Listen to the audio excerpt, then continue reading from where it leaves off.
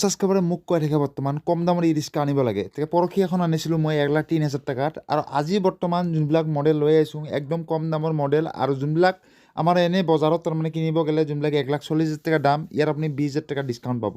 এতিয়া কি মডেল আছে মই আপোনালোকক A to Z বুজাই দিব চেষ্টা কৰিম। এতিয়া জাষ্ট মই কল কৰিলোঁ আৰু দাদাজনে কল এতিয়া বৰ্তমান বহুতবিলাক মডেল আহিছে। এতিয়া এখন আহিছে 1,05,000 টকাত আপোনাক দি দিব আৰু এখন আবাৰ আছে 1,03,000 টাকা এইখনতে দেখি আছে আপুনি।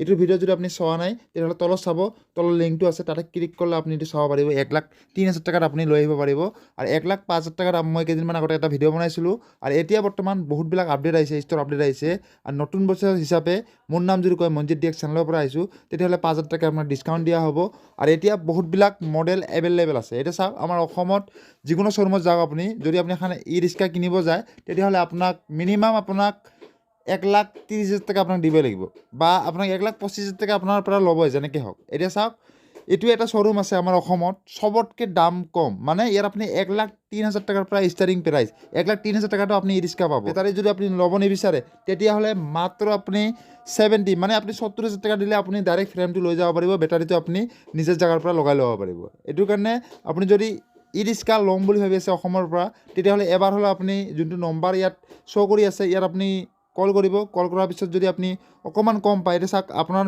মেইন যোনটো আপোনাৰ চিটি আছে চিটিত যাব আপুনি আৰু ই ৰিক্সাখন দাম আপুনি সুধি ল'ব কিমান টকা দাম। তাৰপিছত এই দাদাজনক কল কৰিব, দাদাজনৰ নম্বৰটো ইয়াত শ্ব' কৰি আছে।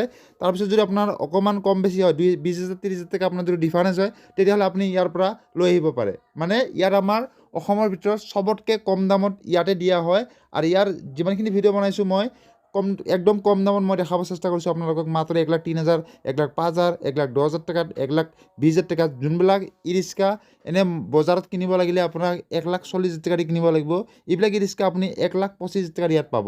আৰু ডকুমেণ্টছ লাগিব ভোটাৰ আই কাৰ্ড, পেন কাৰ্ড আৰু বেংকৰ পাছবুক, আৰু আপোনাক একো নালাগে, কেছ পে'মেণ্ট দি ল'ব লাগিব। আৰু যদি আপুনি ফাইনেন্স চিষ্টেম আছে, ফাইনেন্স চিষ্টেম চব মডেলবিলাক এভেইলেবল নাই, এটা দুটা মডেল এভেইলেবল আছে। আৰু যদি আপুনি কেছ পে'মেণ্ট দি লয় তেতিয়াহ'লে ইয়াতকৈ কম দামত আপুনি অসমত ক'তো নাপাব।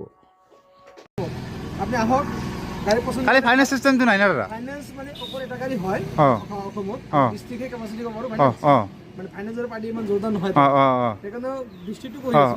আৰু এটা ব্ৰেণ্ড আছিল অলাচন কৰে, সেইটো চাব লাগিব ইফালে লাগিলে দিব পাৰিম। এইবিলাক গাড়ী নহয়, বেলেগ গাড়ী। আৰু এইটো কেছো লয় আমি একদম ইজি দামত দিম। যদি গাড়ী কয় বেটাৰী নালাগে মোক গাড়ী লাগে, আপোনাৰ 60 পৰা 70 80 গাড়ী লৈ যাব পাৰিব, লৈ যাব পাৰিব, গাড়ী লৈ যাব বেটাৰী লগাব চলাই যাব পাৰিব।